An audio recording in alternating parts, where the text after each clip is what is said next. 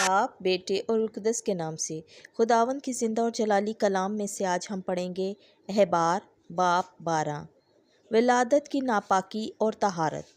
फिर खुदावंद ने मूसा से कलाम करके फरमाया कि बनी इसराइल से कलाम कर और कह कि जो औरत हामला हो और लड़का जने तो वो उसके हैज़ की नापाकी के दिनों की मानित 7 दिन तक नापाक होगी और 8वें दिन लड़के का खतना किया जाए और वो 33 दिन तक अपनी तहारत के खून में रहे, किसी पाक चीज़ को ना छुए और ना मक़दस में दाखिल हो जब तक कि उसकी तहारत के अयाम पूरे ना हो जाएं।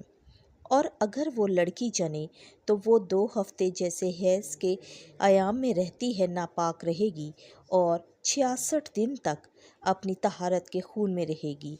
और जब उसकी तहारत के दिन लड़के या लड़की के लिए पूरे हों तब वो यकसाला बरासोखनी कुर्बानी के लिए और कबूतर का एक बच्चा या एक कुमरी ख़ता की कुर्बानी के लिए हजूरी के खेमे के दरवाज़े पर काहिन के पास लाए, तो वो उन्हें खुदावंद के सामने गुजराने और उसके लिए कफ़ारा दे, तब वो अपने सैलान खून से पाक होगी।